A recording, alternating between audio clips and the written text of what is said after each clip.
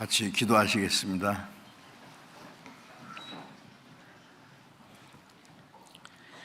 우리를 사랑하시는 거룩하시고 자비로우신 하늘에 계신 우리 아버지 하나님, 하나님께서 작정하신 이 마지막 시대에 우리를 구원해 주시고 이 죄 많은 세상에서 거룩하게 구별해 주셔서 주님이 함께 역사하시는 교회 안에서 하나님을 섬기고 복음을 전하며 주님을 위해서 순종하며 살 수 있도록 항상 우리와 함께 하시고 인도해 주시는 은혜 감사합니다.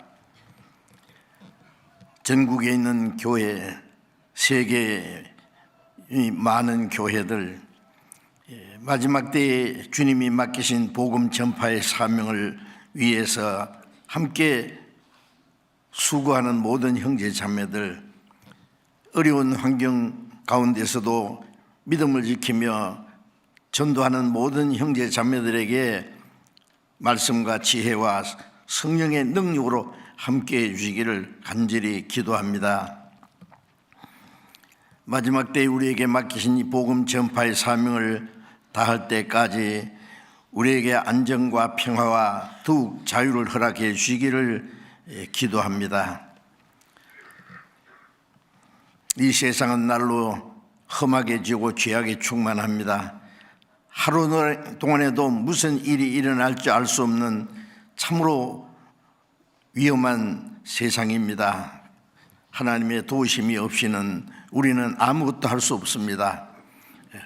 주님께서 우리와 함께 하시고 우리를 통해서 이루기 원하시는 하나님의 큰 역사를 이룰 수 있도록 주님께서 더욱 말씀과 능력의 손길로 붙들어 주시기를 간절히 기도합니다.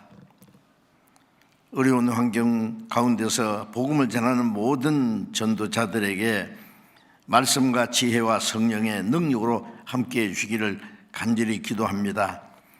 이 시간 주님의 보배로운 피로 구속함을 받은 저희들 함께 모여서 주님의 은혜를 찬송하며 말씀을 배우며 교제케 하신 주님, 이 시간에도 우리 가운데 함께 계심을 믿습니다. 우리 각 사람을 굽어 살펴주시고 하나님의 자비로운 능력의 손으로 더욱 붙들어 주시고 우리 각 사람에게 합당하신 은혜를 베풀어 주옵소서. 병중에 있는 사람들, 연약한 가운데 있는 사람들 일일이 합당하신 은혜를 베풀어 주셔서 마지막 때에 더욱 주님을 위해서 순종하며 일할 수 있는 기회를 허락해 주시기를 기도합니다. 이 시간 우리에게 나타내시기 원하시는 주님의 말씀, 주님의 거룩하신 뜻, 우리가 마땅히 어떻게 행할 일들을 더욱 가르쳐 주시옵소서. 우리 주 예수님 이름으로 기도드렸습니다. 아멘. 찬양대 성경 찾겠습니다.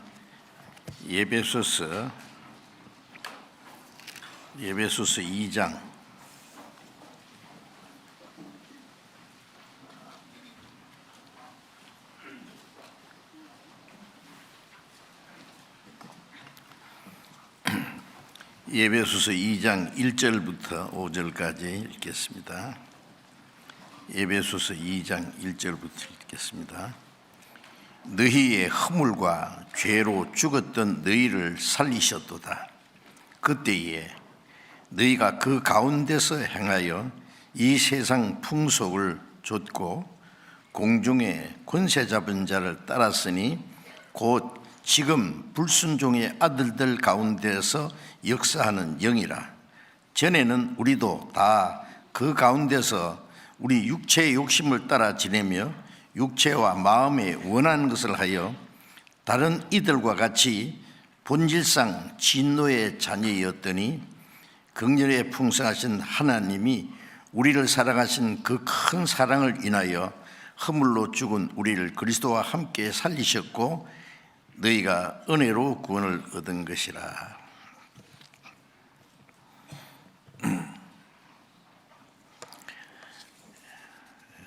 날씨가 조금 쌀쌀해졌습니다. 그래도 여름에 더울 때보다는 훨씬 좋죠. 좋은 계절입니다. 덜에 익은 곡식을 거두는 계절이고,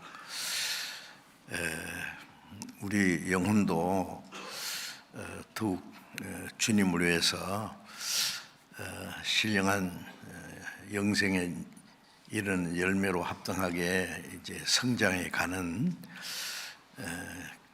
그런 가운데 있다고 믿습니다. 지난 주일에는 이스라엘과 모슬렘이라는 그런 제목으로 현재 중동에서 일어나는 일에 대해서 좀 말씀드렸는데,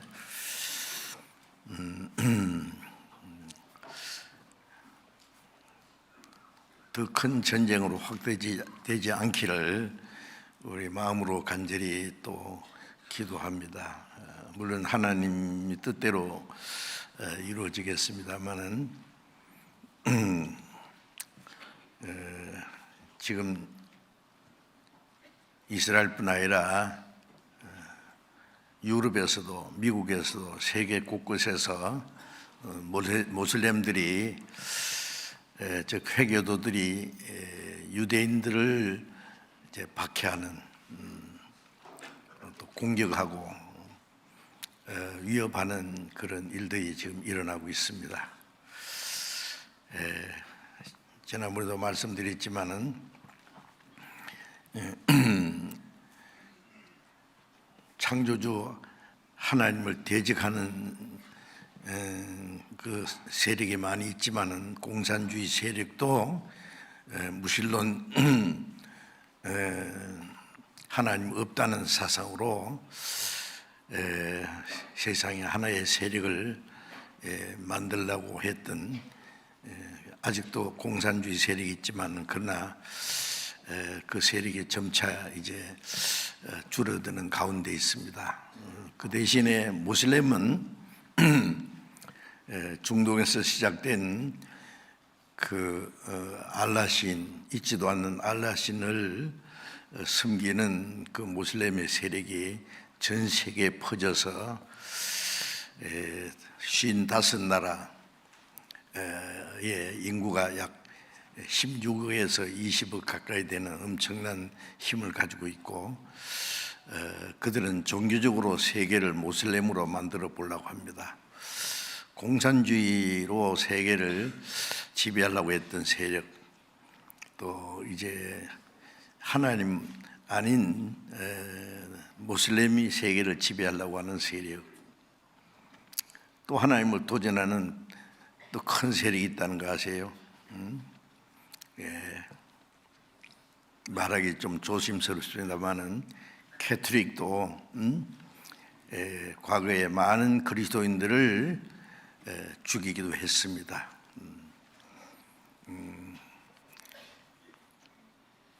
캐톨릭의 인구도 세계에서 엄청나게 많은데, 그 교황이라는 교회의 그 임금왕자 써서 그가 교회에 가장 큰 권위를 가지고 있습니다. 그도 하나님을 대적하는 세력입니다. 자기를 하나님이라고 하는 그런 세력으로서 하나님을 대적하는 모든 자들은 하나님이 멸하실 것입니다. 사무엘상 2장에 보면 하나님을 대적하는 자는 산산이 깨어지리라고, 하나님이 깨뜨려 버릴 겁니다. 물론 이 세상에 하나님을 알지 못하는 모든 사람들은 하나님을 대적하지만은 하나님이 작정하신 기한까지는 오래 참고 기다리시고 회개하기를 기다리십니다. 그런데 마지막 때에 노골적으로 하나님을 대적하는 그 세력은 마지막에 하나님이 심판하실 겁니다. 우리가 확실히 아는 것은 이스라엘 민족은 지금부터 약 4,000년 전 아브라함을 선택하신 때부터 지금까지 아브라함의 자손 이스라엘 민족은 하나님의 선택하신 민족으로서 하나님이 직접 그들을 다스리십니다. 시편 59장 13절에 하나님이 야곱 즉 이스라엘 가운데 다스리신다는 것을 온 세상으로 알게 하소서. 온 세상 사람이 알아야 될 것은 하나님이 이스라엘 백성 가운데 다스리신다는 것을 알아야 된다. 우리는 성경을 잘 알고 있기 때문에 세상 중에 거하는 조그마한 민족이지만은 하나님이 그 민족을 통해서 하나님이 어떤 분이라는 것을 실제로 나타내십니다. 이스라엘 민족의 역사를 통해서 하나님 말씀을 순종하는 자에게는 어떤 복을 내리시고 하나님 말씀을 거역하면 어떤 형벌을 내리신다는 것을 이스라엘의 민족의 역사를 통해서 잘 보여주었습니다. 그리스도를 배척한 그 죄로 약 2000년이라는 긴 역사 속에 전 세계에서 온갖 순환과 학살을 당하다가 그러나 이스라엘은 그리스도를 배척한 죄로 그렇게 멸망했지만은 하나님은 죽지 않았다는 증거로서 그 민족을 마지막에 기적적으로 회복시켜 주셨습니다. 이스라엘 나라가 없어진 지는 기원전 586년 그리고 서기 70년 이후에 전 세계 그 민족을 흩어버렸다가 그 다음에 나라 망한 지 2600년 만에 1948년에 독립했습니다. 그런 일은 세상에 있을 수 없는 겁니다. 그러니까 이스라엘 민족 역사는 하나님의 기적입니다.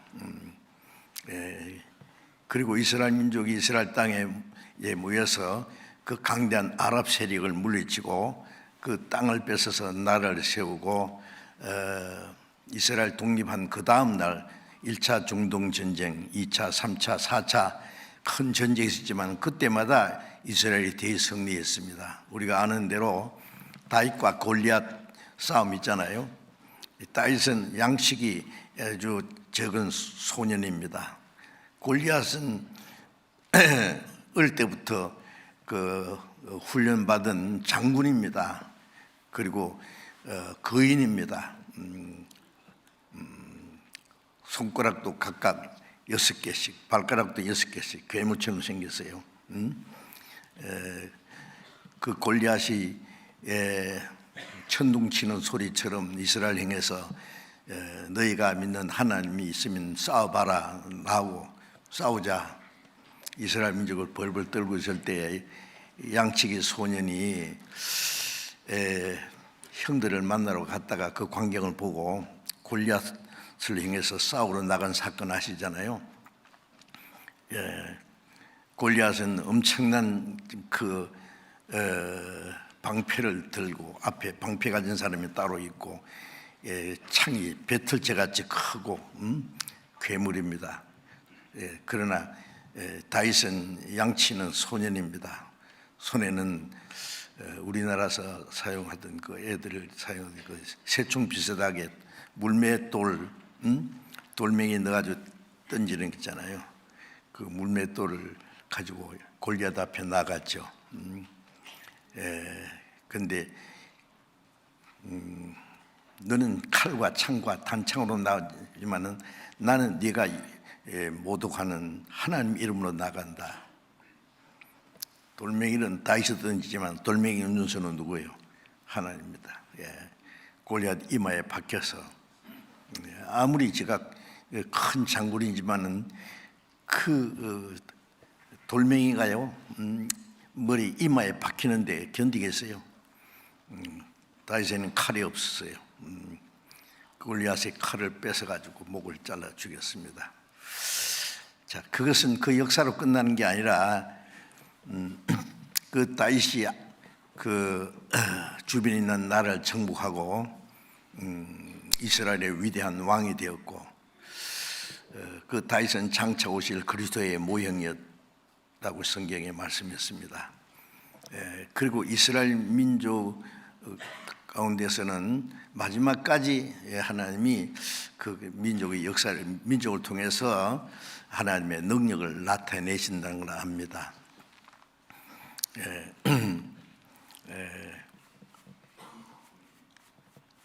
예레미야 31장에 보면은 천지의 규례가 남아있는 동안에는 이스라엘은 없어지지 않는다.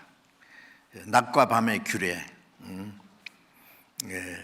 해를 낮의 빛으로 정하였고 달과 별들을 밤의 빛으로 규정했고 바다를 격동시켜 파도로 소리치게 하는 나는 만군의 여호와니라. 이 규례가, 천지의 규례가 남아있는 동안에 이스라엘은 없어지지 아니하리라. 그 말씀은 이스라엘 민족이 율법을 범하고 우상 숭배하는 죄로 바벨론에 포로 잡혀가 있을 때에 하신 말씀입니다. 이스라엘이 망하는 것지만은 영원히는 망하지 않는다. 다시 나라가 된다는 말씀이에요. 또 예레미야 33장에도 같은 말씀이 있습니다. 이방 세력들이 이스라엘을 나라로 인정하지 않는데 그러나 그 천지의 규례가 없어지기 전에는 이스라엘은 없어지지 않는다. 즉 역사가 남아있는 동안에는 이스라엘은 결코 없어지지 않는다는 말씀입니다. 우리가 그 말씀을 볼 때 이스라엘 민족을 없애보려고 하는 세력은 하나님이 마지막에 뒤에 대적하실 겁니다. 그리고 1948년 5월 14일 지금부터 약 70여 년 전에 이스라엘이 갑자기 2000년 만에 독립을 했고 이제 강대한 나라가 됐는데 인구로는 전 세계에 있는 유대인들 다 모아봐야 2천만 명이 안 됩니다. 우리나라 수도권 인구 정도밖에 안 되는데 그들이 전 세계에 정치, 경제, 문화, 매스컴 그 세력을 다 쥐고 있다는 건 믿을 수 없는 사실이잖아요. 근데 이게 사실입니다.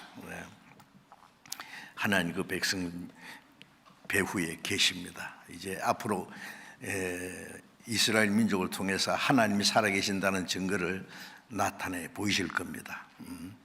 이제 온 세계 많은 나라들이 이스라엘 대항해서 일어날 것이고 하나님 이스라엘 통해서 하나님을 대항하는 세력을 대적하는 하나님이 싸워주시는 여호수아 23장 10절에 강대한 나를 너희 앞에 쫓아내신다. 너희를 당할 자가 하나도 없다. 너희 중에 한 사람이 1000명을 당하리니 하나님이 너희를 위해서 싸우심이라. 하나님이 그들을 위해서 싸워주신다고 했어요. 자, 우리는 이제 전쟁 영화 보듯이 중동에 일어나는 사건을 볼 때에 그 히스토리가 이미 결정되어 있기 때문에 전쟁 시나리오가요. 마지막 이스라엘 대적하는 나라는 하나님이 대적하십니다. 이스라엘을 축복한 나라는 축복을 받고 이스라엘을 저주하는 나라는 저주하고 이스라엘을 대적한 나라는 하나님이 대적하시겠다. 이스라엘과 싸워서 이길 수는 있어도 하나님과 싸운다면 어떻게 이기겠어요? 이제 우리가 이 성경이 어떻게 이루어지는지 지켜봐야 할 겁니다. 이제 앞으로 어떤 일이 일어날지 우리는 결과를 알고 있습니다. 그리고 이제 지난번에 잠깐 말씀드린 대로 중동에서 마지막 그 전쟁이 더 큰 전쟁이 일어날 것처럼 전 세계가 불안하고 있다가 아주 극적으로 평화가 이루어질 겁니다. 갑자기 온 세계가 또 깜짝 놀랄 거예요.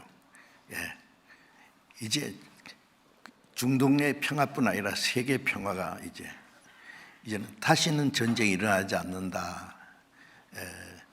이제는 앞으로 살기 좋은 세상이 온다. 과학이 발달하고 문명이 발달하고 예술이 발달하고 오락이 발달하고 이제는 전쟁도 없고 살기 좋은 정말 지상 천국이 이루어질 것처럼 좋아하는 때가 잠깐 올 겁니다. 그리고 기한부 7년간 기한부 평화조약의 조인식을 다 할 거예요. 그때부터 성경에 기록된 마지막 7년 환란이 시작됩니다. 제가 그저께 신문에 보니까요, 전 미국 부통령으로 있던 엘 고어라고 하는 미국 대통령으로 출마했다가 이제 아주 건소 차이로 이제 되지 못했던 그 사람입니다. 아주 똑똑한 사람이에요. 그분이 이제 이 지구의 환경에 대해서 연구를 하고 환경 운동을 하는 사람인데,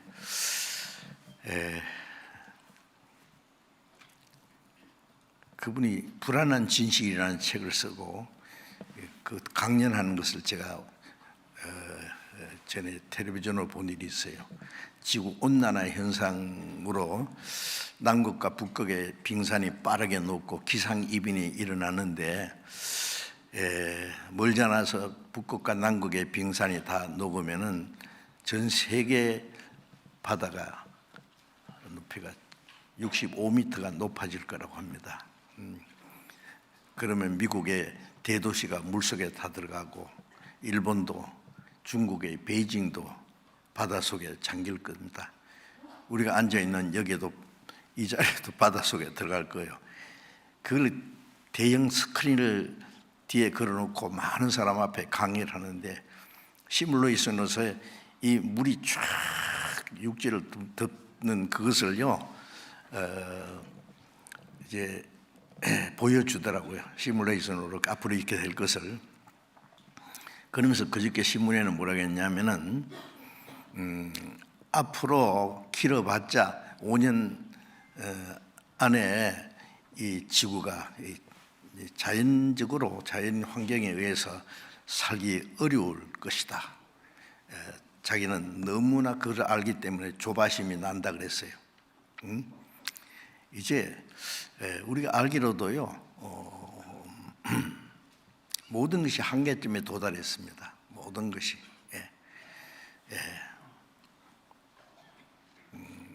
자연 환경이 사람이 살 수 없을 정도로 갑자기 변화돼 가고, 죄악에 충만하고, 전쟁의 위협이 있고,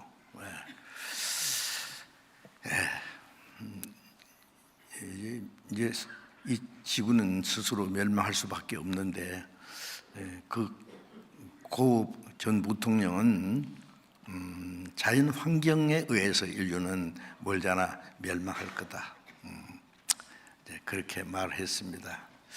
또 헨리 키신저는 앞으로 5년과 10년 안에 미국과 그 중국이 화해하지 않으면 3차 세계대전이 일어날 거다. 그 지구 종말의 시계를 12시 90초 전으로 돌려놨습니다. 이제는 분이 아니고 초입니다. 그건 점쟁이들이 만든 게 아니고 과학자들 여러 가지를 이제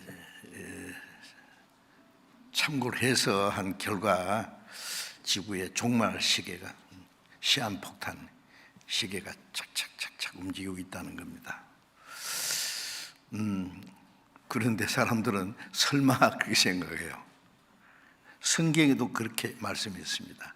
저희가 평안하다 안전할 때 하다 할 때, 데살로니가전서 5장 3절에 평안하다 안전하다, 이제 살기 좋은 세상, 평화가 이루어지고 살기 좋은 세상, 지상 천국이 온 것다. 그럴 때 멸망이 호련히 이르리니 결단코 피하지 못하리라. 복음이 온 세계에 전파되면 마지막 세상 끝날이 온다고 하는, 우리는 그 마지막 때 구원받은 사람들입니다. 아시죠? 약 2000년 전에 예루살렘에서 시작된 복음이 저 유럽으로 그리고 미국으로 한 바퀴 돌아서 우리 극동의 제일 동쪽에 끝에 있는 한국은 너무나 늦게 들어왔습니다. 이제 우리가 전 세계 전도하는 것은 마지막 끝나기 전에 잠깐 한번 구원받을 기회를 주시는, 아직 구원받지 못한 사람에게 그 기회는 길지 않습니다. 그 축구 시합하다가 끝에 가서 정해진 시간이 지난 후에 루스 타임인가 말이에요. 그 몇 분간 그 시간 주는 것 같이 느껴집니다. 이제 여러분, 이 세상에 앞으로 살기 좋은 세상 될 거라고 이제 우리 허리 끌어놓고 편안하게 살자고는 그런 생각하지 마세요. 만물의 마지막에 가까웠으니 정신을 차리고 근신하여 기도하라. 허리띠를 졸라매고 이제 마지막 우리는 너희는 이런 일이 데살로니가 베드로후서 3장에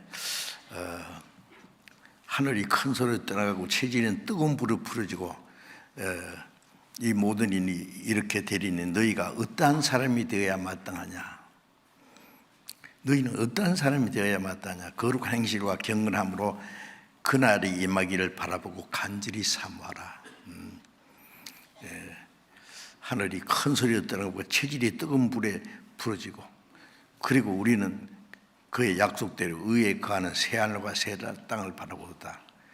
이 세상이 끝장나면은 만물에 마지막에 가까웠고 우리는 천국에 가까웠습니다.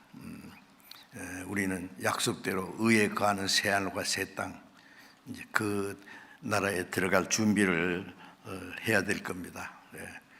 우리 그리스도인들이 가장 정신을 차려야 될 때입니다. 앞으로 어떤 일이 일어날 건가 우리는 성경을 통해서 이미 알고 있습니다. 지난번에 산자와 죽은 자라는 제목으로 좀 말씀드렸는데 앞으로 계속해서 좀 말씀드리려고 합니다. 산자와 죽은 자라는 것은 구원받은 사람을 성경에는 산자라 그럽니다. 거듭나지 못한 사람을 죽은 자라고 합니다. 영적으로.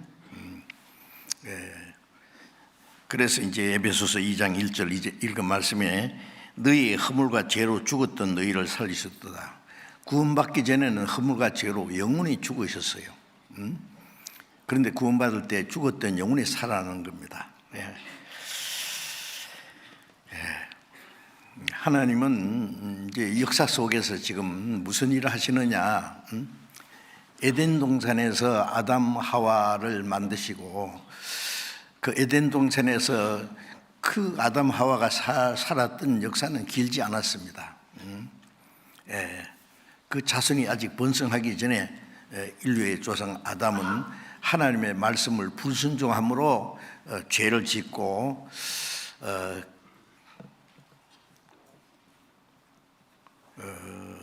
하나님의 말씀을 불순종하고 선악과를 먹으면 그는 먹는 날 죽으리라 그랬어요. 에스겔 18장 4절에 보면은 범죄하는 영혼은 죽으리라. 그 영혼이 죽었어요. 육신은 살아있지만 영혼은 죽었다는 것은, 영혼이 죽었다는 건 하나님과 교통이 끊어진 거예요. 전기가 지금 밝은 빛을 내고 이 마이크도 확대해서 소리를 옮기고 모든 기계가 작동하는 것은 전기가 연결돼 있어 그렇습니다. 전기가 그랬지만 이거 다 죽어버리는 거예요. 하나님과 교통이 끊어진 것을 죽었다라고 말합니다. 허물과 죄로 죽었던 너희를 살리셨다. 이제 하나님과의 그 끊어졌던 연결된 거예요. 그래서 고린도전서 6장 17절에 보면은 주와 합한 자는 한 영이라. 내 영과 하나님의 영이 합했다는 거, 연결됐다는 거예요. 이제 내 영과 하나님의 영을 분리시킬 수 없어요. 연결되어 있습니다. 허물과 죄로 죽었던 너희를 살리셨다. 그런데 이게 얼마나 놀라운 일인지 압니까? 구원받은 한 사람과 죽은 사람 얼마나 달라요? 그렇죠?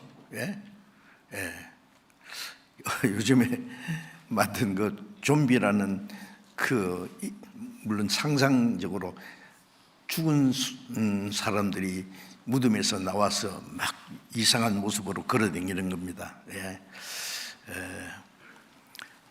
구원받지 못한 사람들은 죄송하지만 좀비와 같이 하나님이 보실 거예요.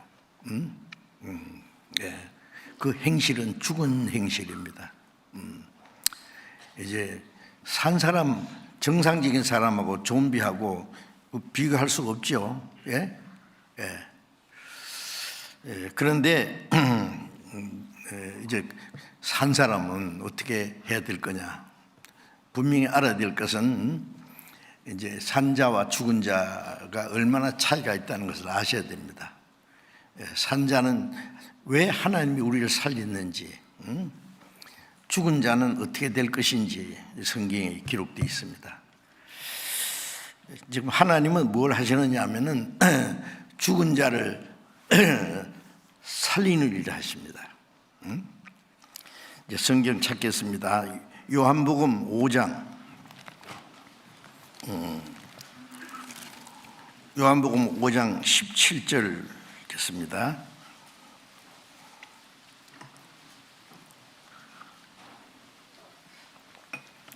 요한복음 5장 17절. 예수께서 저희에게 이르시되 내 아버지께서 이제까지 일하시니 나도 일한다 하시며, 내 아버지께서 이제까지 일하시니 나도 일한다. 하나님이 일을 하십니다. 무슨 일을 하실까요? 창조의 역사는 창세기 2장 1절에 보면 천지와 만물이 다 이루니라. 하나님이 창조하시는 일이 일곱째 날에 이를 때에 마치시니 일곱째 날에 안식하시니라. 천지 만물, 우주와 만물을 창조하시는 일이, 그것은 6일 만에 끝났습니다. 어떤 사람은 아니 24시간 하루 계산해 가지고 그 6일 만에 그게 끝났단 말이야. 그 어떤 사람은 그 성경에 베드로후서 3장에 보면 하루가 천년 같다는 말도 있는데, 그 창세기 1장에 첫째 날, 둘째 날, 셋째 날 그 창조, 그 아마 천년쯤을 가리킬 거다. 여러분, 하나님이 뭘 창조하시는데 시간이 필요하다고 생각하십니까? 사람이 떡을 만들려면은 곡식을 이제 씨를 심어서 자라서 열매가 돼서 거두어서 그것을 가루로 만들어서 떡을 만들어야 됩니다. 그렇죠? 그런데 예수님은 당장 떡을 만들었어요. 물고기 5개, 떡 5개, 물고기 2마리, 그거 가지고 만든 게 아니에요. 아무것도 없는 데서 무엇이든지 만드는 하나님은 창조주입니다. 예? 예.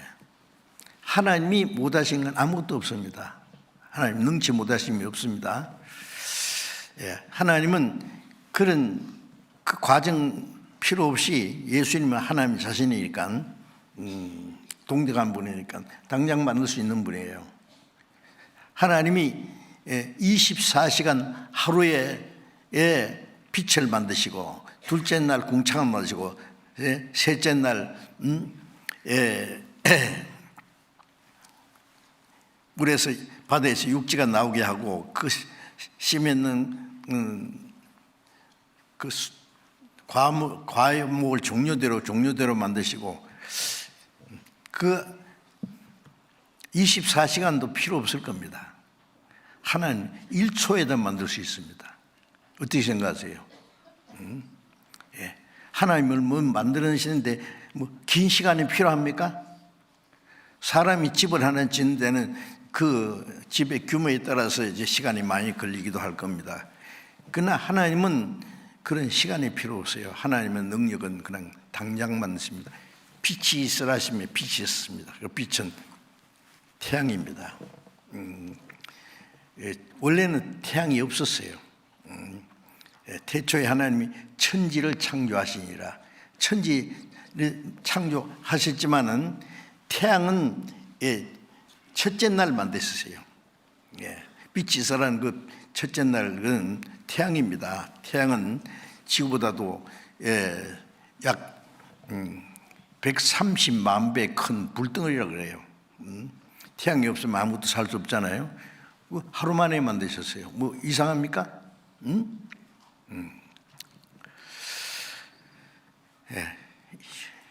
6세 동안에 모든 걸 창조하시고 하나님이 하시는 일이 마치셨다.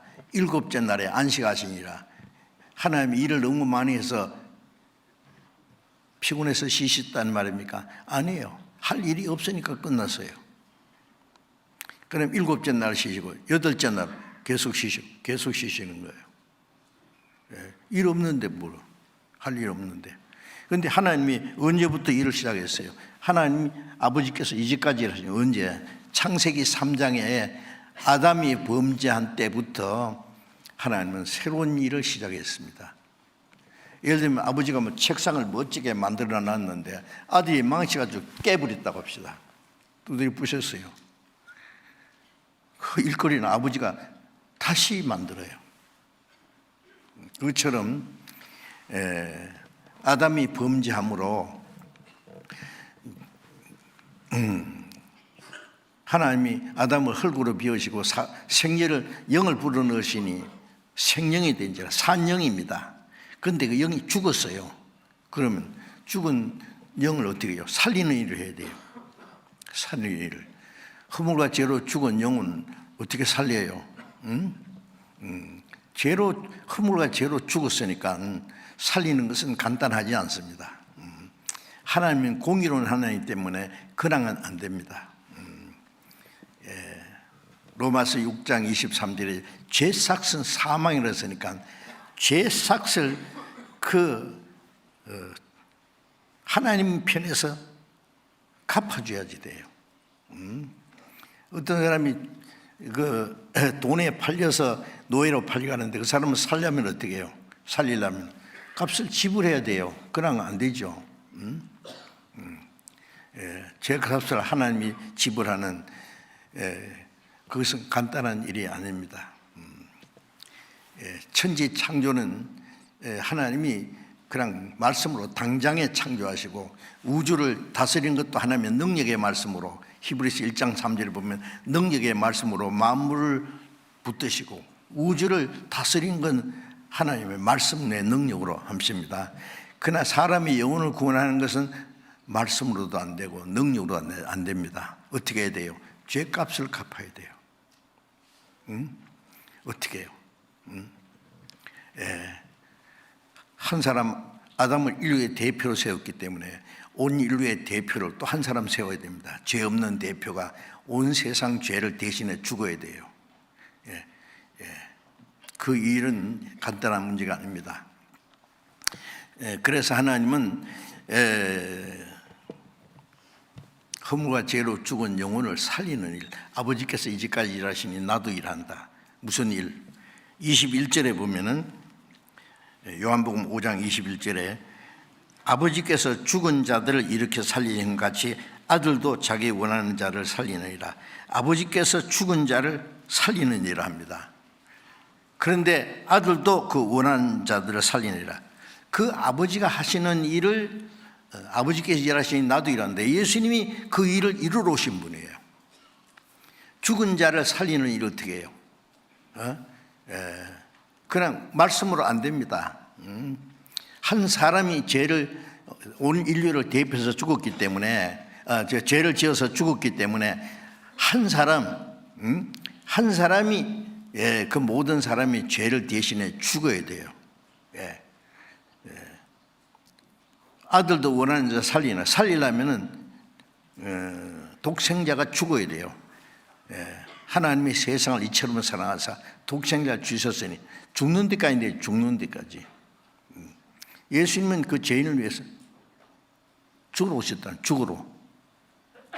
하늘의 미리 죽지 않으면 하늘 그대로 있고 예수님이 죽지 않으면 예수님이 하늘에서 땅에 떨어진 하늘의 미래예요. 죽지 않으면은 아무도 구원 못 받아요. 죽으면은 많은 열매맺느라. 한 사람이 대신 죽으면 모든 사람 구원할 수 있어요. 그래서 고린도전서 15장 22절에 아담 안에서 모든 사람이 죽은 것 같이 그리스도 안에서 모든 사람이 삶을 얻으리라. 아담 안에서 죽은 것을 그리스도 안에서 살리는 일을 해요. 그 하나님이 하시는 일이 가장 큰 일입니다. 죽은 자를 살리는 일. 자기 독생자를 통해서 그 일을 주님이 하러 오신 겁니다. 이사야 57장을 잠깐 보겠습니다. 성경 찾아봅시다. 이사야 57장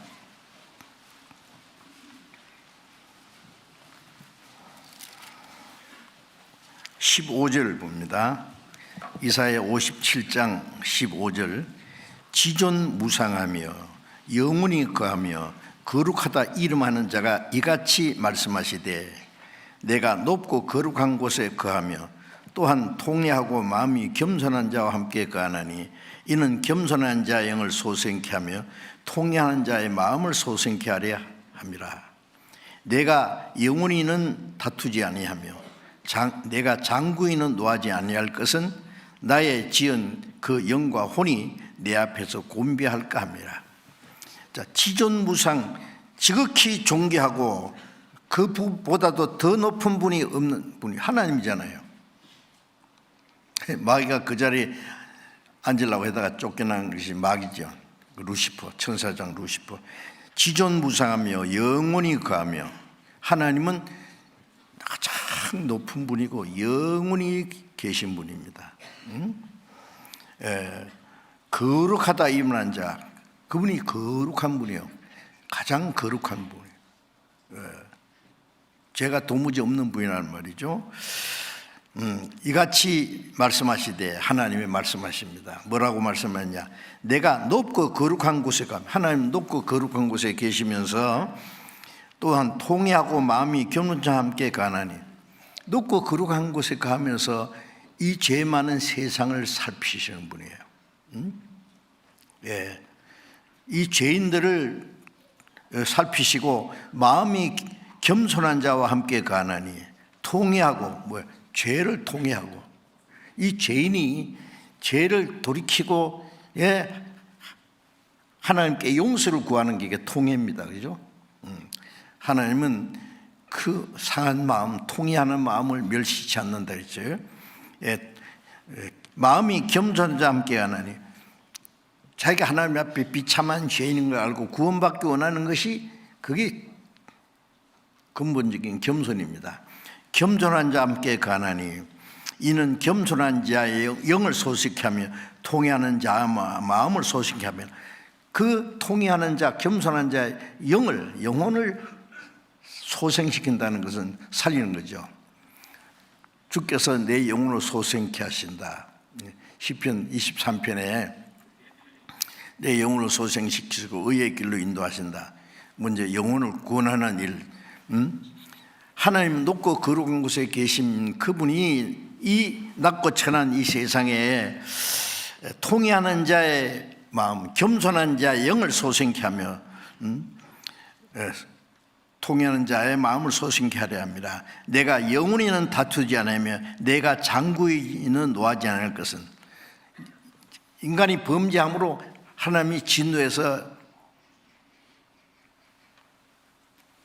에덴 동산에서 쫓아내고 땅을 저주하고 인간에게 수고와 고통과 죽음을 선언했습니다.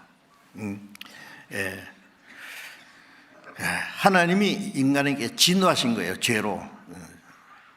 하나님은 거룩한 분이기 때문에 죄는 용납하지 않습니다.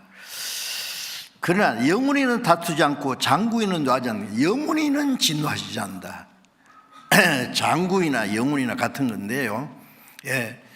두고 계속해서 사람과 다투지 않고 노하지 않는다. 왜? 잠깐 노하셨지만은 인간이 회개할 수 있는 기회, 구원받을 수 있는 기회를 주신 거예요. 인간이 하나님 앞에 지은 죄를 지적하고 죄를 깨닫고 구원받을 수 있는 길을 허락하시고, 회개하는 자의 마음을, 영을 소생케 하려 합니다. 나의 노하지 아니할 것은 나의 지은 그 영과 혼이 내 앞에서 곤비할까 합니다. 하나님이 자기 형상대로 창조하신 그 영혼이 멸망할까 봐, 그 영혼이 멸망하는 걸 원치 않으십니다. 이 땅에 하나님이 진노를 내리셨지만은 영원히는 진노하지 않는다. 영원히 노하지 않는다. 영원히 지옥에 보내기를 원치 않는다. 그 영과 혼이 멸망할까. 그래서 하나님은 죄와 허물로 죽은 죄인의 영혼을 구원하는 일을 하시는 일 하세요. 아시죠?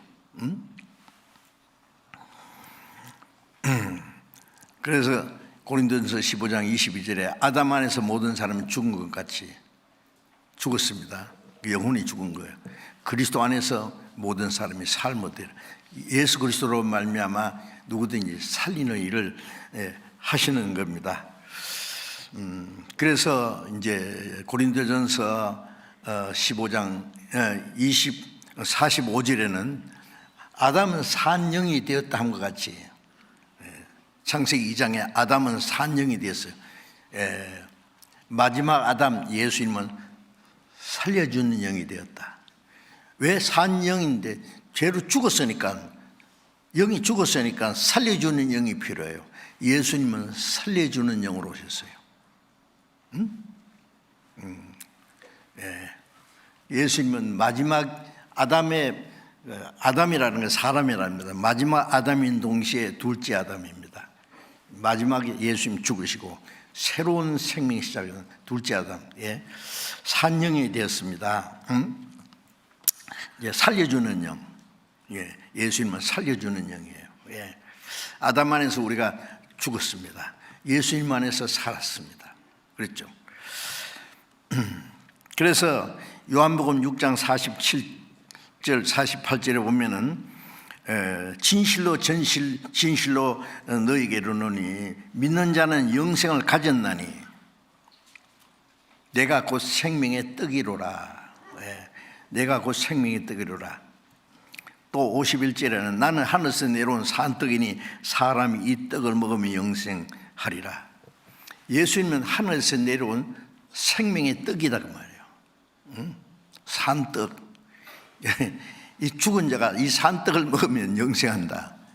먹는다는 말은 믿는 겁니다. 믿는 자, 나를 먹는 자는 영생한다. 믿는 자는 영생한다. 믿음으로 우리가 예수님을 생명의 떡 뭐예요? 어떻게 해요?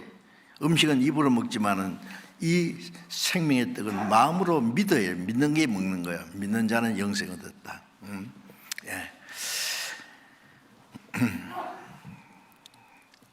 창세기 3장 24절에 보면은요, 아담이 범죄하고 에덴 동산에서 쫓아낼 때요, 그 에덴 동산에 생명과가 있었습니다. 생명과도 있고 선악과도 있고, 선악과를 먹으면 죽어요. 죽으면 생명과를 못 먹어요. 선악과 먹은 사람이 생명과 먹으면 안 돼요. 그렇죠? 그러니까 생명과를 감췄는데 어떻게 감췄느냐? 창세기 3장 24절에 보면은 하나님이 그룹은 천사입니다. 이 생명과가 있으면은 그 천사들을 쫙 이렇게 둘러주세요. 접근 못하도록. 그리고 두루 도는 화영금, 생명과 있으면은 막 그 근처에 막 불칼이 도는 거, 화영금이라는 건 불칼입니다. 화염은 불이고 금은 칼이에요. 천사가 딱 지키는 가운데 막 불칼이 돌아요. 그래 생명나무의 길을 지키게. 그 생명나무 열매를 먹으러 가면 즉시 죽어버려요. 생명나무의 길을 지키게 하시니라. 그 생명을 감춰버렸어요. 자, 저희는 이 생명나무를 그 길로 가지 못해요. 그 생명과를 먹으면 영생하는데, 그래서 우리를 구원하기 위해서 이 죄인과 생명과 사이는 죽음이 있어요. 먹으러 가면 죽어. 그 자리에 예수님이 오신 거예요. 오셔서 죽었어요. 예수님이 십자가의 죽음을 통해서 이 생명으로 나가는 길을 열어놨습니다. 예수님 옆구리에 창자국이 꽉 찢어서 피가 쫙 쏟아졌을 때 청문이 덜컥 열린 거예요. 아십니까? 그래서 이제 잃어버린 생명과를 먹었어요. 주신 거예요. 예, 생명과나 생명의 떡이나 같은 겁니다. 이 떡을 먹으면 영생하리라. 나는 하늘에서 내려온 산떡이니 사람이 이 떡을 먹으면 영생하리라. 그러면 죄값은 예수님이 십자가에 죽으심으로 죄값을 갚아주고 부활하심으로 예수님이 생명을 주신 거예요. 예. 그래서 예수님의 죽음과 부활은 속죄와 새 생명, 죽음으로 우리 죄를 원수됐던 것을 없애하고 부활하심으로 생명을 주신 거예요. 그래서 우리가 예수 믿는 것은 예수님이 죽으시고 흘리신 피로 우리 죄를 사해 주신 것과 부활하심으로 새 생명 주신 것, 예수님 베드로전서 1장 3절에 예수님의 죽으심 가운데 부활하심으로 거듭나게 했다. 산소망이 있게 했다. 죽음으로 제사해 주고 부활하심으로 생명 주고 속죄와 새 생명, 물과 성령은 그 두 가지를 말합니다. 그래서 예수님은 하늘에서 내려온 산떡이니 사람이 이 떡을 먹으면 영생하리라. 예수님의 십자가를 통해서 우리가 생명으로 하나님께 영생으로 나가는 길을 하나님이 열어놨습니다. 요한복음 5장 25절에 보면은 죽은 자들이 하나님의 아들의 음성을 들을 때가 오나니 곧 이때라 듣는 자는 살아나리라. 죽은 자들이 하나님의 아들의 음성을 들을 때가 오나니 허물과 죄로 죽은 영혼입니다. 아들의 음성을 들을 때가 오나니 이때라 듣는 자는 살아나리라. 예수님의 우리를 죄를 사해 주셨다는 그 복음을 들으면 살아난 거예요. 로마서 1장 16절에 이 복음은 모든 민자를 구원하는 하나님의 능력이라. 이 복음의 내용이 뭐예요? 예수님이 우리 죄 때문에 죽으셔서 우리 죄를 사하고 부활하심으로 우리에게 생명을 주었다는 그 복음이에요. 예수님의 죽음과 부활, 속죄와 새 생명, 그 사실이 복음입니다. 그래서 그 복음의 말씀을 듣고 깨달을 때에 골로새 1장 6절에 이 복음이 너희에게 이르면 너희가 듣고 참으로 하나님의 은혜를 깨달은 날, 그 은혜를 깨달은 날이 구원받는 날입니다. 깨달을 때 허물과 죄로 죽었던 영혼이 살아났습니다. 듣는 자는 살아나리라. 참 신기하잖아요.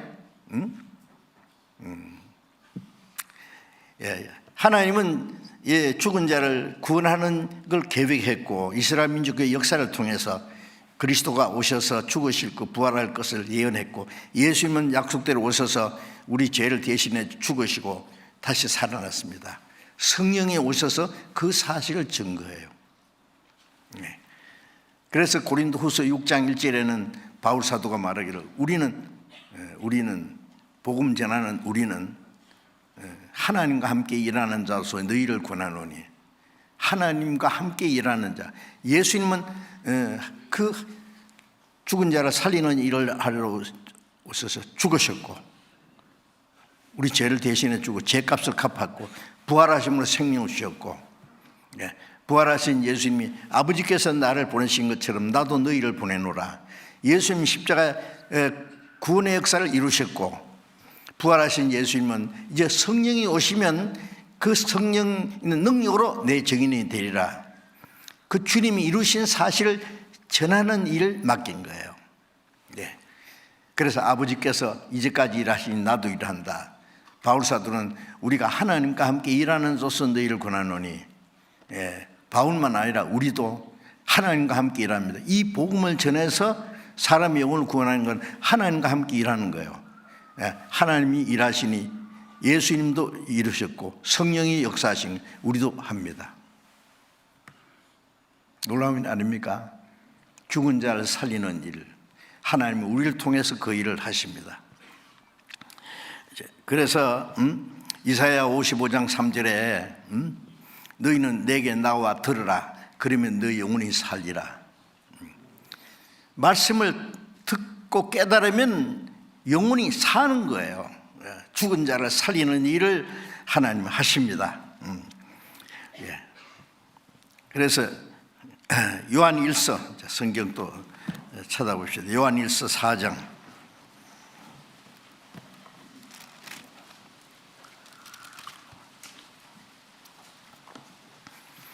요한일서 4장 9절 10절을 같이 읽어봅시다. 하나님의 사랑이 우리에게 이렇게 나타난 바 되었으니 하나님이 자기 독생자를 세상에 보내심은 저로 말미암아 우리를 살리려 하심이라. 사랑은 여기 있으니 우리가 하나님을 사랑한 것이 아니요 오직 하나님이 우리를 사랑하사 우리 죄를 위하여 화목제로 그 아들을 보내셨습니다. 하나님의 사랑이 우리에게 이렇게 나타났다.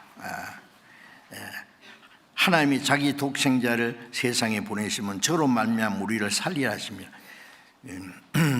우리를 구원하시는 것은 하나님의 사랑이죠. 에베소 2장 4절에 허물과 죄로 죽었었는데, 그리고 죽은 자들은 공중의 권세 잡은 자 마귀를 따랐고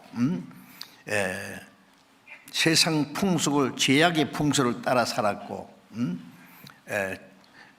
그리고 우리도 전에는 다 그 가운데 행하여 마귀가 역사하는 가운데서 우리 육체의 욕심을 따라 지내며 육체와 마음에 원하는 것을 하여 본질상 진노의 자녀이다. 육체와 타락된 마음을 쫓아 사는 사람은 본질상 하나님의 진노받을 자식이었다. 그런데 긍휼에 풍성하신 하나님이 긍휼은 불쌍히 여긴 거예요. 어떤 죄인도 지옥 가는 것을 하나님이 원하시지 않거든요. 죄인을 불쌍히 계시는 긍휼에 풍성하신 하나님이 우리를 사랑하는 그 큰 사랑을 인하여, 그 큰 사랑을 인하여 허물로 죽은 우리를 그리스도와 함께 살리셨고 너희가 은혜로 구원받은 것이라.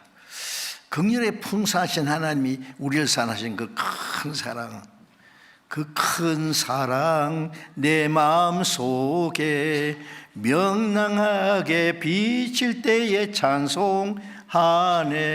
그 큰 사랑 내 마음 속에, 그 큰 사랑, 큰 사랑 얼마나 큰지 모르겠어요.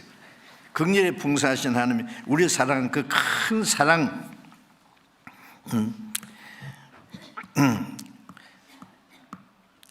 이렇게 나타났다. 자기 독생자를 세상에 보내시면 저로 말미암아 우리를 살리려 하시며, 세상에 보내서 십자가에 죽기까지 하신 것은 우리를 살리려 하십니다.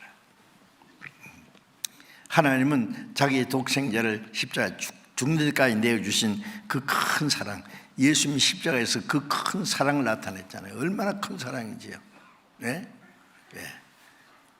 에베소 3장에는 그 사랑의 높이와 깊이와 길이와 넓이가 어떠한지, 사랑이 얼마나 높습니까? 높고 저 별과 별 넘어서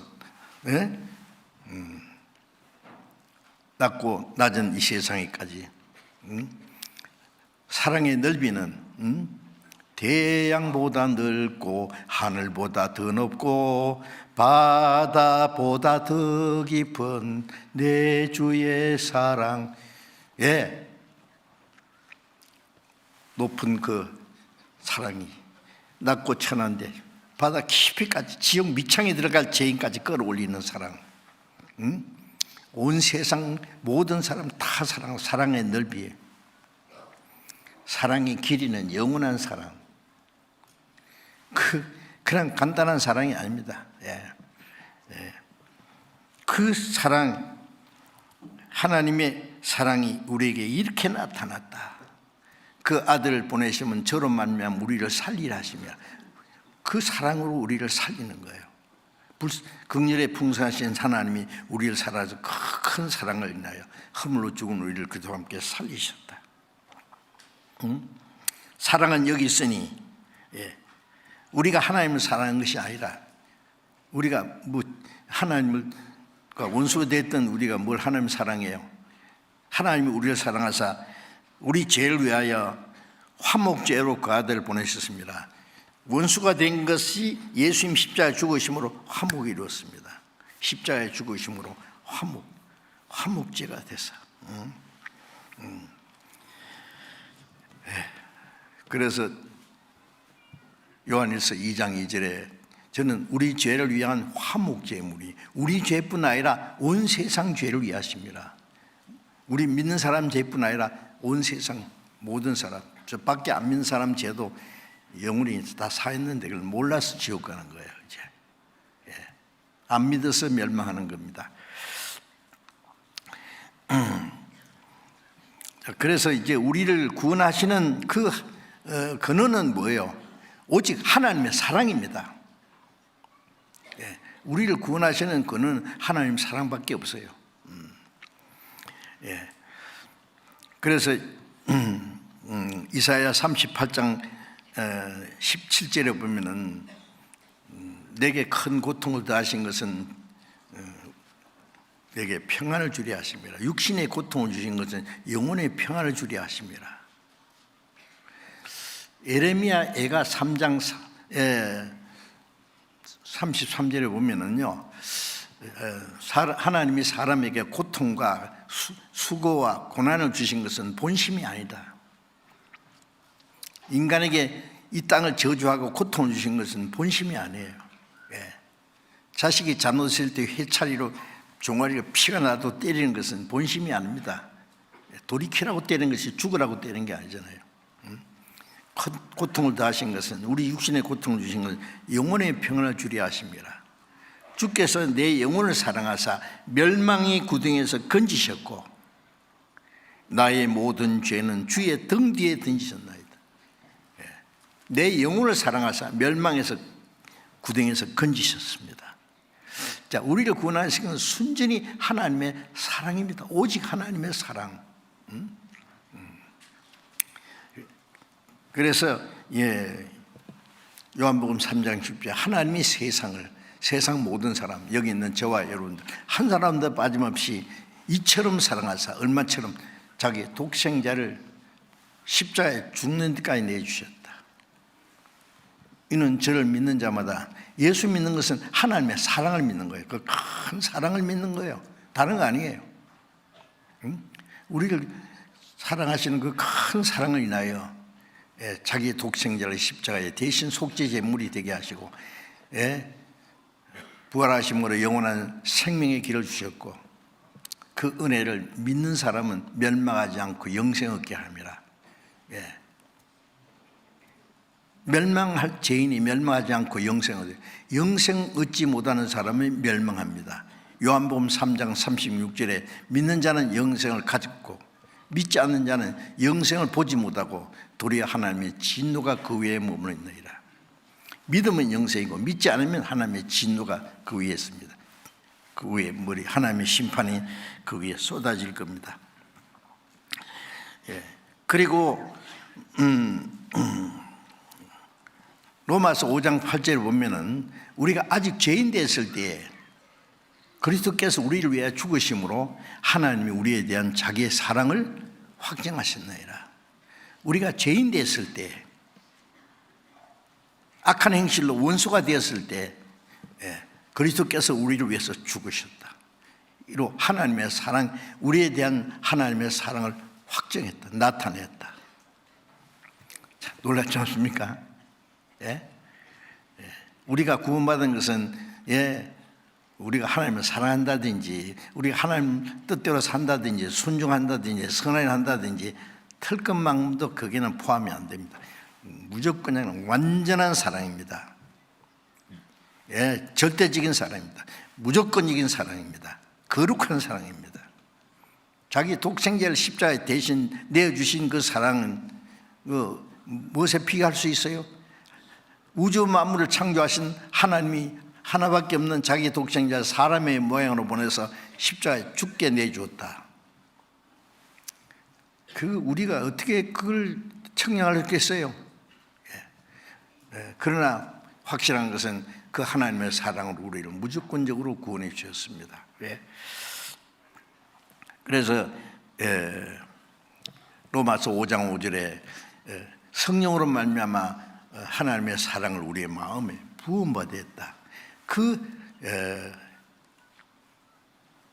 구약 성경은 그리스도를 보내서 구원하실 것을 약속했고, 그리스도께서 오셔서 십자가 죽으셨고, 우리 죄를 대속하는 일을 하셨고, 성령이 오셔서 그 사실을 증가하시는 거예요.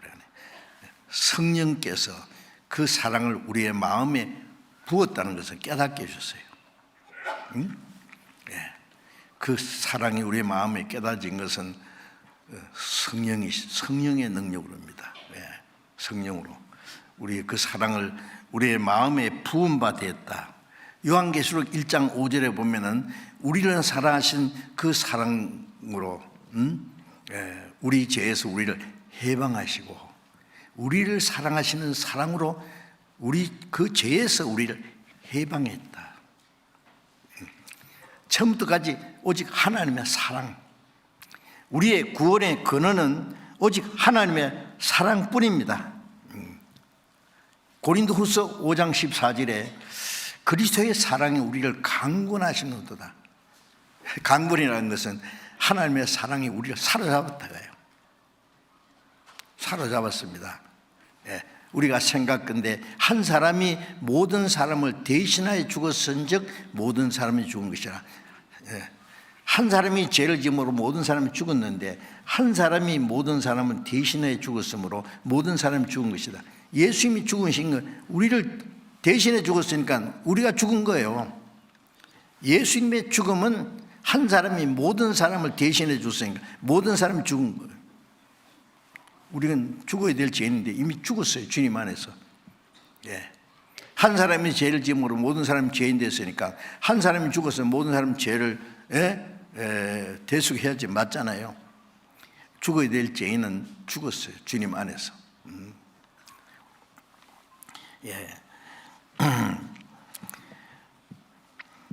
로마서 6장 23절에 죄삭은 사망인데 주님이 그 죄값을 다 갚아주었습니다. 십자가에서.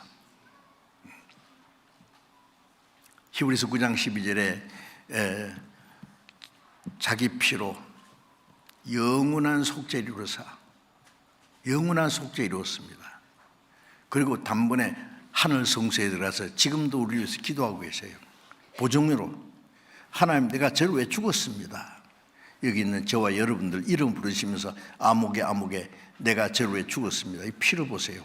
하나님 아버지, 그렇고 말고 내 아들이 죽었는데 그들의 죄가 사해지고 말고 하나님은 만족해 하십니다. 그것입니다. 그게 구원입니다. 그 이상 아무것도 없어요. 골로새서 1장 21절을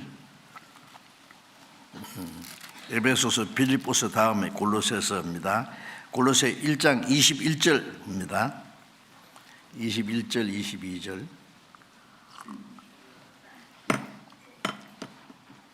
21절에 전에 악한 행실로 멀리 떠나 마음으로 원수가 되었던 너희를 이제는 그의 육체의 죽음으로 말미암아 화목케 하사 너희를 거룩하고 허묻고 책망할 것이 없는 자로 그 앞에 세우고자 하셨으니. 전에 구원받기 전에 악한 행실로 멀리 떠나, 하나님을 멀리 떠나 마음으로 원수가 되었던 너희들. 그렇죠. 우리는 악한 행실로 하나님 멀리 떠나서 마음으로 하나님과 원수가 되었습니다. 하나님과 원수가 되면은요, 얼마나 무서워요. 어떤 사람이 나하고 원수가 돼가지고 나를 죽이려고 따라다니면 얼마나 무섭겠어요. 그죠? 근데 하나님과 원수가 되면 어떻게 해요? 그런데 이제는 그의 육체의 죽음으로 말미암아 원수되었던 걸 위해서 예수님 십자가 죽었어요. 그래서 원수되었던 게 없어지고 하나님과 화목해 됐습니다. 우리가 그 사실을 믿을 때 하나님과 화목해 됐어요. 원수된 거 없어졌어요. 하나님이 이제 원수됐으니까 된 거 없어지니까 이제 화목하자고 손을 내밀었어요. 우리는 하나님의 손을 딱 잡으면 되는 거예요. 하나님이 그 우리 죄를 영원히 사해놓고 하나님 우리를 해서 손을 내밀었는데 하나님의 손을 뿌리치면 어떻게 하겠다는 거예요? 화목해 하신 목적이, 우리를 구원하신 목적은 뭐냐? 너희를 거룩하고 허묻고 책망할 것이 없는 자로 그 앞에 세우고자 하시니,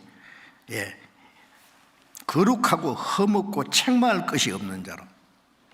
우리를 구원하신 분 아니라 우리를 거룩하게, 흠도 없게, 책망할 것이 없는 자로 하나님의 그 영광스러운 그 하나님 앞에 세우려고 하는 게 목적이에요. 자, 죄 사함받고 구원받은 건 이제 알겠는데, 우리가 어떻게 감히 거룩하게, 흠없게, 책망할 것이 없게 하나님 앞에 설 수 있을까? 우리가 구원받은 것은 순전히 하나님의 은혜입니다. 에베소 2장 8절에 너희가 그 은혜를 인하여 믿음으로 말미암아 그 은혜를 깨닫고 믿음으로 말미암아 구원을 받았다. 그렇죠? 자, 순전히 하나님의 은혜로 구원받은 겁니다. 거기다 다른 거 섞으면 안 됩니다. 그 다음에 이제 거룩하게 된 건 어떻게 그러게? 은혜로 구원받았는데, 엄마 아빠 생명을 받아서 내가 태어났어요. 그 다음에 이제 자라야 되죠, 그죠? 낳고 내버립니까? 그 다음에 잘 길러요. 매일 목욕시키고, 젖을 먹이고, 옷을 갈아입히고, 얼마나 사랑해요.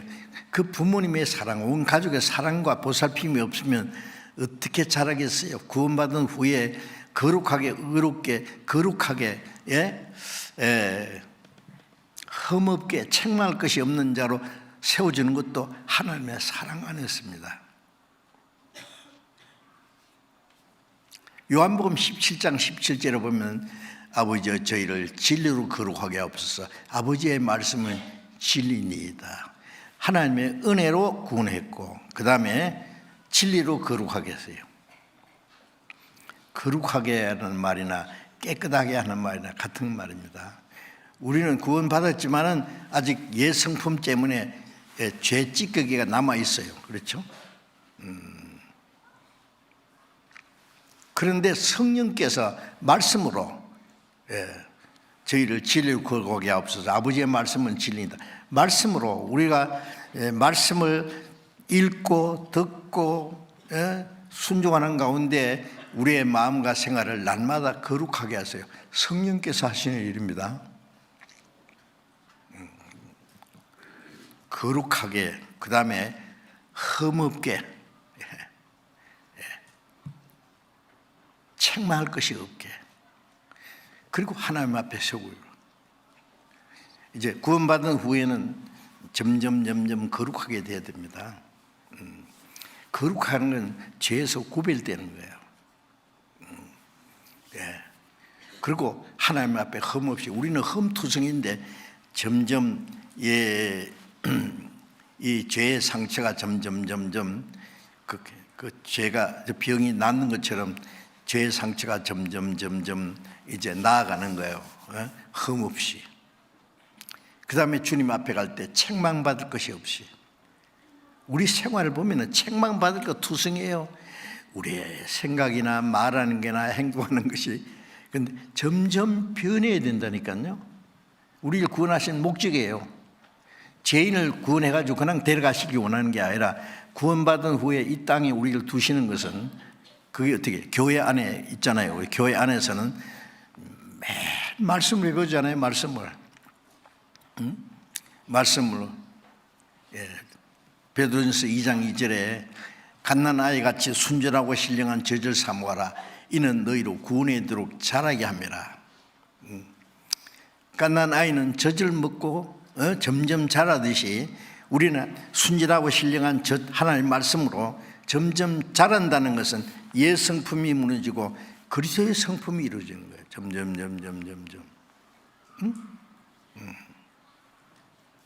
갈라디아서 4장 19절에 그리스도의 성품이 너희 안에 이루기까지, 그리스도의 인격이 너희 안에 이루기까지 내가 다시 해산하는 수고를 하노라. 낳느라고 고생하지만은 키우느라고 고생하는 것처럼 바울 사도는 복음을 전해서 구원받게 하고 구원받은 이후에도 철부지들, 고린도전서 3장 2절 3절을 보면 너희는 아직도 그리스도 안에 어린 아이, 구원은 받았는데 아직 어린 아이, 육신에 속한 자다. 너희 속에 시기와 다툼이 있으니 어찌 육신을 따라 사람을 따라 행하냐 아니리요. 구원받은 사람 자라야 되는데 구원받은 자가 언제 아직도 시기와 질투와 다툼이 있느냐고. 구원받은 사람이 구원받은 지 몇 년 됐다는 사람이 막 형제가 좀 잘못하고 자기한테 좀 잘못한다고 해서 막 얼굴을 붉히고 막 기분 나쁘고 막 씩대고 막 비난하고 막 욕을 하고 막 주문까지 나가려고 그래요. 아이고, 언제 철이 들고, 예수님은 욕을 받으시되 대신 욕하지 않고 위협받으시되 대신 위협하지 않고, 예수님은 만왕의 왕이십니다. 그런데 예수님이 얼굴에다 침을 뱉고 손바닥으로 예수님을 얼굴 때리고 막대기로 머리를 내리치고 욕설을 퍼부어도 가만. 우리가 그 주님을 좀 본받을 수 없을까요? 자기한테 좀 잘못한다고 해서 막 씩씩대고 막 대항하려고 그러고 막 미워하고. 그 사람 좀 건드려 보면 알아요. 그 속에 있는 거 다 나와요. 안 됩니다. 마태복음 5장 48절에 보면은 하늘에 계신 너희 아버지의 온전하신 같이 너희도 온전하라. 우리가 어떻게 하늘에 계신 아버지의 온전하심 같이 온전해 줄 수 있어요? 아버지가, 훌륭한 아버지가요, 아들한테 너는 나를 반만 닮아도 좋다 그럽니까? 아버지보다도 더 나아질 수는 없어도 아버지처럼 되기 원합니다. 베드로후서 1장에 보면 신의 성품에 참여한 자가 되면, 하나님의 성품에 점점 참여한 자가 돼요. 우리를 구원하신 목적이 그거예요. 하나님처럼 되기 원하는 거예요. 하나님의 형상대로 창조된 영혼이 죄를 보면서 죽었어요. 그런데 우리를 살렸어요. 그렇죠? 살려서 돼요. 잃어버린 하나님의 형상을 도로 찾아가야 돼요. 점점 주님을 닮아가야 돼요. 너희 속에 그리스도의 형상이 이루기까지, 그리스도의 성품이 이루어지기까지. 교육의 목적은 인간다운 인간을 만드는 것이 목적이라 했죠. 홍익인간. 요즘의 교육은요, 아니에요.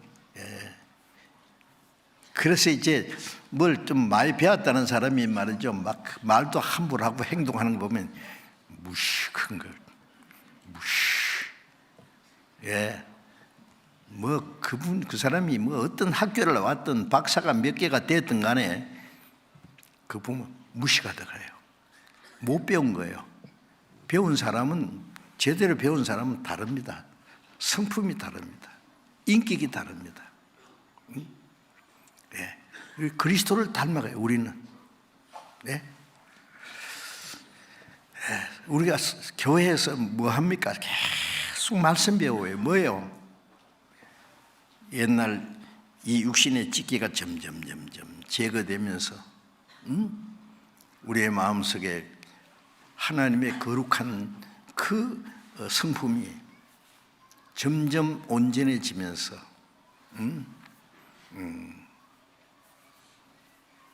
책망받을 것이 없이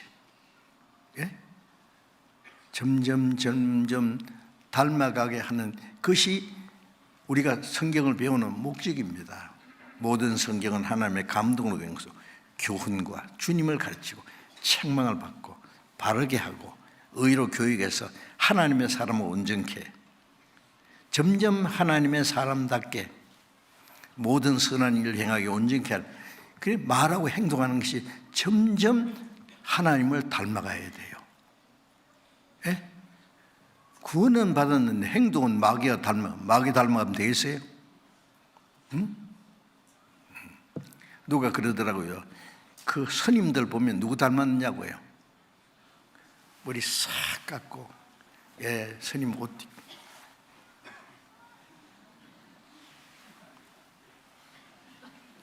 왜요? 부처 항상 보고 부처가 얼마나 인자가 점점 부처는 점점 스님은 점점 부처 닮아가는데 우리 예수 믿는 사람은 뭐 닮아가요? 그 사람들 껍데기로 닮아가는 거죠. 그게 진짜는 아닐 거예요. 점점 주님을 닮아가야 돼요. 그런가요? 우리가 점점 바울 사도가 갈라디아 교인들에게 너희 속에 그리스도의 형상이 이르기까지 내가 다시 해산을 수고한다. 다시라는 말은 구원받게 하니라고 해산을 수고했고, 요즘에 한 사람 구원받게 하는데 얼마나 어려운지 아시죠? 지난 주간에 우리가 중집회를 해서요, 많은 분들이 새로이 구원받고 새로이 구원받은 분들에게 참석하신 분들이 계실 거예요. 구원받은 거기에는 많은 사람들이 위에서 기도해 주시고 시간을 투자하고 수고를 하고 노력하고, 한 사람 구원하기 위해서 얼마나 많은 수고를 합니까? 구원받은 후에는 이제 됐다고 내버려둡니까? 아니요. 이제 신앙생활 하도록 하기 위해서 막 말씀으로 인도하고 신앙생활 하도록 잘 도와주잖아요. 어린 아이가 태어나면 온 가족이 그 아이가 잘 자라도록 도와주는 게 당연하잖아요. 구원받기 위해서 이렇게 기도하고 수고하고 복음 하나님의 은혜를 깨닫게 하고, 구원받은 후에는 신앙생활 잘하도록 도와주고, 그 사람 마음 다치지 않도록, 실망하지 않도록. 먼저 구원받은 사람이 말 함부로 하고 행동하면은요, 나중 구원받은 사람이 뭐 저래도 되는갑다. 그 닮아가면 어떡할 거예요? 나쁜 거. 나중 구원받으면 동생은 형을 닮아갑니다. 먼저 구원받은 사람이 행동 잘못하면은 나중 사람이 그 사람 닮아간다고요. 주님은 안 보이니까. 먼저 구원받은 사람은 보이거든요. 행동을 잘하면 나도 저렇게 살아야 되겠다. 잘못하면은 뭐 저래도 되는갑다. 우리 책임이 얼마나 커요. 그래서 이제 구원받은 후에는 점점 주님을 닮아가는, 이제 성경 한 곳에만 더 봅시다. 에베소서 5장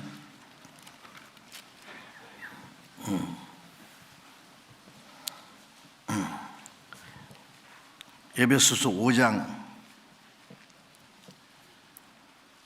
26절 27절을 같이 읽어봅시다. 이는 곧 물로 씻어 말씀으로 깨끗하게 하사 거룩하게 하시고 자기 앞에 영광스러운 교회를 세우사 티나 주림 잡힌 것이나 이런 것들이 없이 거룩하고 흠이 없게 하려 하심이니라.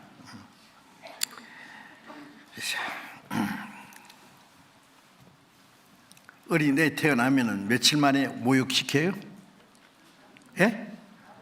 한 달에 한 번? 매일 모욕시키죠?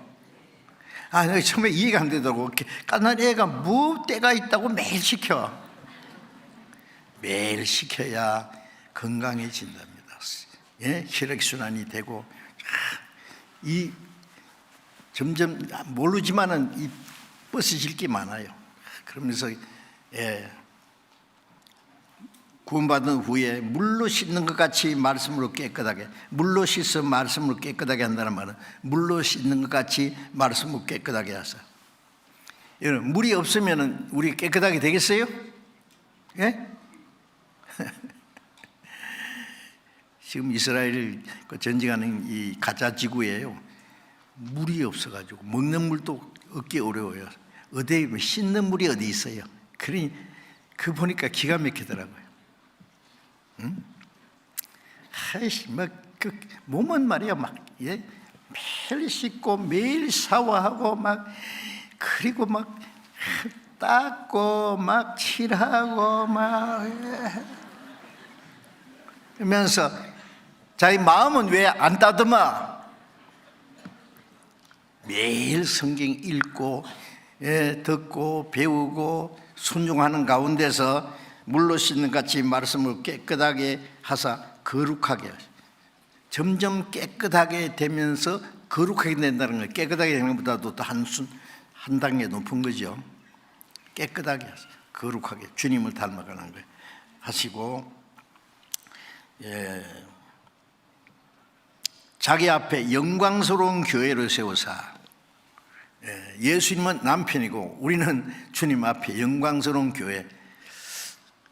아담을 깊이 잠들게 해서요. 그 갈빗대 하나 빼가지고 여자를 만드셨어요. 하나님은. 아담이 한심 자고 일어나니까 어떻게 해요? 앞에 뭐 있어요? 미스 하와. 웃으면서 얼마나 이뻤겠어요, 그죠? 미스 지구덩어리보다 더 이뻤을 거예요. 아담이 좋아서 이는 내 뼈 중에 뼈에 살 중에 살이라. 예수님은 남편이고 우리는 그의 아내예요. 그런데 타락된 죄인, 구원받을 때는 비참한 죄인을 구원받지만은 점점 깨끗하게 거룩하게 해서 그 앞에 영광스러운 교회로 인간이 아담 하와가 죄를 짓기 이전에 그 아름다운 모습, 깨끗한 모습처럼 그렇게 주님 앞에 세우기 원합니다. 영광스러운 교회. 그래서 에베소서 5장은 그리스도는 남편이고 교회는 그의 아내라고 그 비밀을 했잖아요. 영광스러운 교회를 세우사 티나 주름 잡힌 것이나 이런 것들이 없이 거룩하고 흠이 없게 하려 하십니다. 티나 주름 잡힌 것이 이런 것이 없이 거룩하고 흠 없게 그렇게 세우기를 원하십니다. 구원받은 후에는 점점 주님을 닮아가야 되겠죠. 주님 오실 때 신랑이 오셔요. 신랑 입장. 그런데 신랑이 멋있게 딱 서 있어요. 신부 입장. 그러니까 석 달 목욕 안 했어요. 막 머리는 만발로 해가지고 먼지를 휘날리면서 나온다고 합시다. 그러면 신랑이 기겁을 하고 도망갈 거예요. 그렇죠? 신부는 평생에 가장 깨끗하고 정숙하고 아름다운 모습으로 딱 나타납니다. 마음도 그렇게 되면 얼마나 좋겠어요. 우리가 우리의 마음이 정말 주님 앞에 서기에. 그래서 요한계시록 19장에 어린 양의 혼인기약에 갖고 왔으니 그 아내가 애비 되었으면 빛나고 깨끗한 세마포를 입었다. 이 세마포는 성도들의 옳은 행실이라. 주님 오시면 주님 오실 날이 가깝다고 좋아할 뿐이 아니라 주님 앞에 내가 어떤 모습으로 설 건지 생각해 보셔야 돼요. 그렇죠? 깨끗하고 거룩하고 흠없고 책망받을 것이 없이 그 앞에 세우기를 원해서 우리를 구원해 주신 겁니다. 자, 우리는 산자입니다. 산자. 죽은 자가 아니고 이제 산자답게 살아가야 될 겁니다. 자, 오늘 여기까지 말씀드리겠습니다. 기도하겠습니다. 자비로우신 하나님 아버지, 하나님을 멀리 떠나 죄 가운데 행하던 저희들, 하나님의 진노와 심판을 받아야 마땅하지만은 우리를 사랑하신 그 큰 사랑을 인하여서 우리 죄를 대속해 주시고 허물과 죄로 죽은 우리를 살리셔서 우리를 하나님의 자녀로 삼아주시고 그 영원한 영광스러운 나라에 들어가게 해주신 주님, 우리의 남은 생에 정말 하나님의 자녀로 날마다 새롭게 거룩하게 온전하게 세워질 수 있도록 인도해 주옵소서. 멀지 않아 영광 중에 다시 오시는 주님 앞에 서기에 부족함이 없이 책망받을 거나 흠없이 설 수 있도록 우리의 마음과 우리의 생활을 날마다 새롭게 해 주시옵소서. 우리의 모든 삶을 주님의 거룩한 능력의 손에 의지하오며 우리 주 예수님 이름으로 기도드립니다. 아멘.